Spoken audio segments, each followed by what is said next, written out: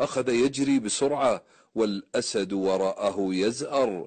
وعندما أخذ الأسد يقترب منه رأى الرجل بئرا قديمة، فقفز الرجل في البئر وأمسك بحبل البئر الذي يسحب به الماء وأخذ يتمرجح داخل البئر. وعندما أخذ أنفاسه وهدأ روعه وسكن زئير الأسد، وإذا به يسمع صوت فحيح ثعبان أسفل البئر، وفيما هو يفكر بطريقة يتخلص فيها من الأسد والثعبان، إذ بالمفاجأة فأران أحدهما أسود والآخر أبيض يقرضان الحبل حتى أوشك الحبل أن يتقطع ويتمزق. فأخذ الشاب يهز الحبل بيديه بغية أن يذهب الفئران، لكن لا جدوى، والحبل أوشك على الانقطاع. لكن العجب يا عمي أن هذا الشاب وجد عسلا على الحبل وبدأ يتذوقه، فأعجب بطعمه ونسي الفأرين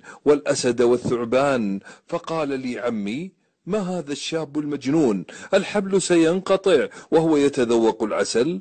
فقلت: يا عم، الرجل هو أنت، والأسد هو الموت يلاحقك كما يلاحقنا، والثعبان هو القبر ينتظرنا لا محالة، والفأران الأسود والأبيض هما الليل والنهار يقصان حبل عمرك حتى ينقضي، والعسل هو الدنيا يا عمي وملذاتها، فمن حلاوتها أنستك أن وراءك موت وحساب.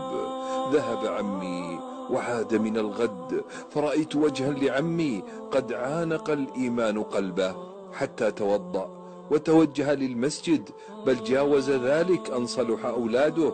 بل العجب أن عمي قد جاوزنا بذلا وصدقة وبناء للمساجد، بل يسابقنا على الصف الأول، فهنيئا له. فاللهم ارزقنا وكل من سمع ونشر المقطع طول عمر وحسن عمل حتى نصل للجنان ورضا الرحمن. وصلى الله على حبيبنا محمد بعدد من آمن وبمن